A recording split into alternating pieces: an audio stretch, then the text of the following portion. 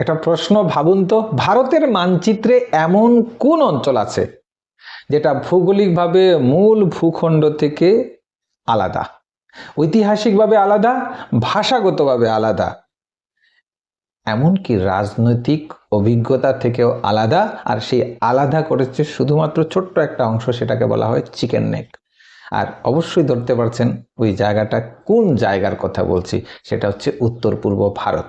এখন প্রশ্ন হচ্ছে, উত্তর পূর্ব ভারত মূল ভারতবর্ষ থেকে কেন আলাদা? সবাইকে নমস্কার, welcome to my channel history IQ. আজকে আলোচনা করব উত্তর পূর্ব বা নর্থ ইস্ট কি সত্যিই আলাদা, নাকি আমরা শুধু তাকে আলাদা বলে ভুল বুঝে এসেছি। আজকের ভিডিওতে আমরা দেখব কেন নর্থ ইস্ট ইন্ডিয়াকে সবচেয়ে বৈচিত্র্যময়, সবচেয়ে পৃথক, সবচেয়ে জটিল আর সবচেয়ে ভুল বুঝার অঞ্চলগুলির মধ্যে একটি হিসাবে ধরা হয় নর্থ ইস্ট ইন্ডিয়া। এই নামটা শুনলেই অনেকের মাথায় প্রথমে আসে পাহাড়, সবুজ বন, বর্ষা, সীমান্ত আর কিছুটা রহস্য এবং বিপুল পরিমাণ উপজাতি জনগোষ্ঠীর বসবাসস্থল। কিন্তু এই অঞ্চলকে শুধু প্রাকৃতিক সৌন্দর্যে সীমাবদ্ধ করলে তার ইতিহাস, রাজনীতি, সমাজ আর পরিচয়ের গভীরতা বোঝা যাবে কি? নর্থ ইস্ট ইন্ডিয়া আলাদা কারণ এটি শুধু ভারতের একটি ভৌগোলিক কোণ নয়, এটি বহু সভ্যতা, বহু জনগোষ্ঠী, বহু ভাষা, বহু সংস্কৃতি, বহু স্মৃতি এবং সংঘাতের মিলনস্থল। এখানে ভারত একরকম নয়, এখানে ভারতের অনেকগুলো রূপ একসাথে টিকে আছে।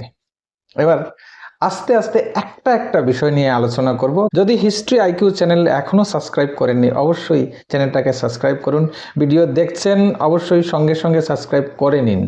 প্রথমে যদি ভূগোলের দিকে আমরা তাকাই, তাহলে উত্তর পূর্ব ভারতের বিশেষত্ব চোখে পড়ে।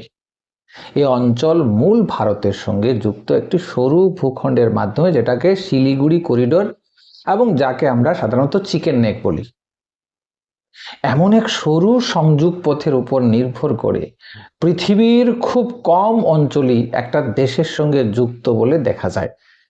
এর মানে উত্তর পূর্ব ভারতের যোগাযোগ, বাণিজ্য, সেনা চলাচল, জ্বালানি, এমনকি দৈনন্দিন জীবনও মূল ভূখণ্ডের সঙ্গে এই সংকীর্ণ পথের উপর অনেকখানি নির্ভরশীল। এই ভৌগোলিক বাস্তবতা উত্তর পূর্ব ভারতকে অন্য ভারত থেকে স্বাভাবিকভাবে আলাদা করে রেখেছে। কিন্তু শুধু আলাদা বললেই হবে না, কেন আলাদা সেটা বুঝতে হবে। এই অঞ্চলে একদিকে আছে অসমের বিস্তীর্ণ সমতল ভূমি, অন্যদিকে অরুণাচলের উচ্চ পার্বত্য অঞ্চল, মিজোরামের পাহাড়ি বনভূমি, মেঘালয়ের মালভূমি, নাগাল্যান্ডের দুর্গম পাহাড়, মণিপুরের উপত্যকা এবং পাহাড়ের মিশ্র ভূপ্রকৃতি, আর ত্রিপুরার বনাঞ্চল এবং পাহাড়ি বৈশিষ্ট্য। অর্থাৎ এই অঞ্চলের ভেতরে রয়েছে একাধিক ভৌগোলিক জগৎ। এই বৈচিত্র্য শুধু মানচিত্রে নয়, মানুষের জীবনযাপনকেও প্রভাবিত করেছে।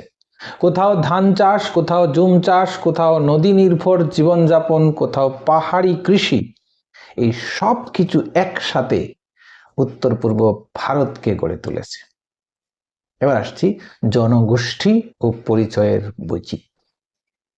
জনগোষ্ঠী এবং পরিচয়ের বৈচিত্র্য কি? নর্থ ইস্ট ইন্ডিয়াতে একাধিক জাতিগোষ্ঠী, উপজাতি, বিভিন্ন ভাষাভাষী জনগোষ্ঠী আর স্থানীয় সম্প্রদায় রয়েছে। প্রতিটি গোষ্ঠীর আছে নিজস্ব ভাষা, পোশাক, খাদ্য, উৎসব, লোককথা ও ইতিহাস। এই অঞ্চলে নাগা, মিজো, মণিপুরি, খাসি, গারো, বড়ো, ত্রিপুরী, অহোম, দেউরি, মিসিং, এমন আরো অসংখ্য জনগোষ্ঠী বাস করে। এদের মধ্যে কেউ পাহাড়ে, কেউ সমতলে, কেউ সীমান্ত ঘেঁষা এলাকায়, কেউ রাজ্যের কেন্দ্রে বাস করে। এত বেশি বৈচিত্র্য ভারতের অন্য কোথাও দেখা যায় না। আর এখন বলবো ভাষার বিশ্ব। এখানে Tibeto Burman, Indo Aryan, Austro Asiatic বিভিন্ন ভাষাগোষ্ঠীর উপস্থিতি রয়েছে। একই রাজ্যে একাধিক প্রধান ভাষা, একাধিক উপভাষা, এমনকি এক গ্রাম থেকে আরেক গ্রামে উচ্চারণ ও শব্দ ভাণ্ডারের পার্থক্য দেখা যায়।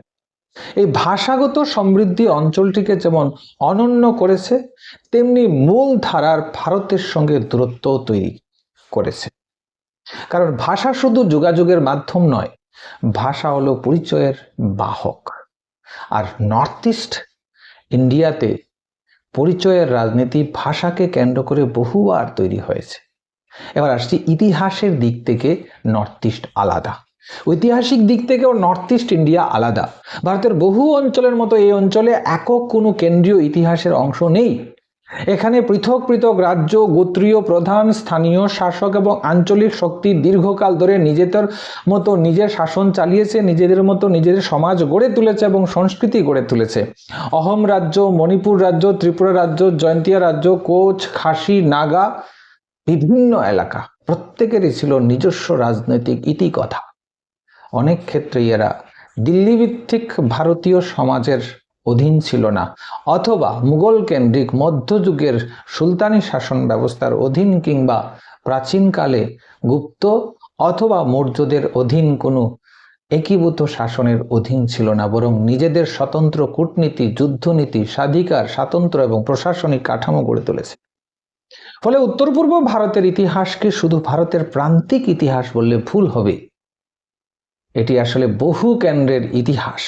উপনিবেশিক শাসক এবং ফ্রন্টিয়ার পলিসি, ঔপনিবেশিক যুগেও এই আলাদা অবস্থান আরো স্পষ্ট ছিল। ব্রিটিশরা উত্তর পূর্ব অঞ্চলকে সাধারণত পৃথক করে একটা ফ্রন্টিয়ার জোন হিসাবে দেখেছিল। সীমান্ত রক্ষা, পাহাড়ি জনগোষ্ঠীকে নিয়ন্ত্রণ, বার্মা, তিব্বত, চীন এবং দক্ষিণ পূর্ব এশিয়ার সঙ্গে কৌশলগত সম্পর্ক, এসব কারণে ব্রিটিশ প্রশাসন এখানে বিশেষ নীতি গ্রহণ করে। কিছু এলাকায় তারা সরাসরি শাসন করেছিল, কিছু এলাকায় ইনডাইরেক্ট রুল, প্রটেক্টরেট রুল বা রেস্ট্রিক্টেড অ্যাক্সেস ব্যবহার করেছিল। ইনার লাইন রেগুলেশনের মতো ব্যবস্থা সেই ইতিহাসেরই অংশ। এর ফলে উত্তর পূর্ব ভারত মূল ভারতের তুলনায় ভিন্ন প্রশাসনিক অভিজ্ঞতা লাভ করে। আরেকটি বড় কারণ হলো রাষ্ট্রের সঙ্গে সম্পর্কের ইতিহাস। স্বাধীনতার পর নর্থ ইস্ট ইন্ডিয়াতে অনেক জনগোষ্ঠী নিজেদের ভারতীয় রাষ্ট্রের সঙ্গে সম্পর্ককে সহজভাবে গ্রহণ করেনি, কারণ তাদের কাছে রাষ্ট্র মানেই ছিল না কেবল স্বাধীনতা, রাষ্ট্র মানে ছিল নিয়ন্ত্রণ, কেন্দ্রীয় সিদ্ধান্ত, জমি সম্পদ, সাংস্কৃতিক হস্তক্ষেপ আর রাজনৈতিক সন্দেহ। এই কারণেই উত্তর পূর্বে নানা সময়ে আন্দোলন, স্বায়ত্তশাসনের দাবি, পরিচয়ের রাজনীতি এবং সংঘাত দেখা গেছে। এগুলিকে শুধু বিচ্ছিন্নতাবাদ বলে ব্যাখ্যা করলে ভুল হবে। এর পেছনে ছিল ইতিহাস, অবহেলা আর আত্মপরিচয় রক্ষার প্রশ্ন। এখন আসছে একদম শেষ পর্যায়ে, সেটা হচ্ছে সংস্কৃতি ও উৎসব। নর্থ ইস্ট ইন্ডিয়াকে আলাদা করে তুলে তার সংস্কৃতি এবং তার বিভিন্ন উৎসব।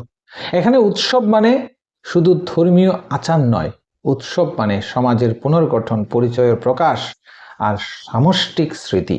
হর্নবিল ফেস্টিভ্যাল, ওয়াঙ্গালা, বিহু, চাচর, কুট, খার্চি পূজা, গড়িয়া পূজা, লুই নাগিনী প্রভৃতি উৎসব এক একটি সাংস্কৃতিক ইতিহাস তৈরি করেছে এবং এক একটি সংস্কৃতির দরজা খুলে দিয়েছে। এগুলি দেখলে বোঝা যায় উত্তর পূর্ব ভারতের সমাজ শুধু প্রথাগত নয়, বরং জীবন্ত ও পরিবর্তনশীল। এখানে আধুনিকতা এসেছে, কিন্তু ঐতিহ্য মুছে যায়নি, বরং দুইয়ের মধ্যে এক জটিল সহাবস্থান তৈরি করেছে। সীমান্ত ভূ রাজনীতি আরেকটি গুরুত্বপূর্ণ বিষয় হলো সীমান্ত ভূ রাজনীতি। উত্তর পূর্ব ভারত কেবল ভারতের ভেতর অঞ্চল নয়, এটি বাংলাদেশ, ভুটান, নেপাল, মায়ানমার, তিবেত রিজন এর সঙ্গে কৌশলগতভাবে যুক্ত।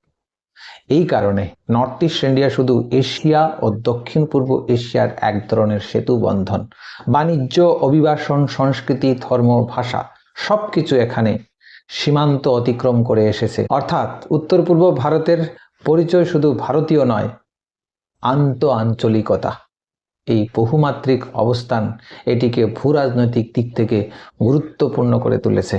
এই ছিল উত্তর পূর্ব ভারত আলাদা হওয়ার ইতিহাস। যদি ভিডিওটি ভালো লাগে লাইক করবেন, শেয়ার করবেন, আর অবশ্যই ইতিমধ্যে আপনি সাবস্ক্রাইব করে নিয়েছেন। সবাই ভালো থাকবেন। নমস্কার।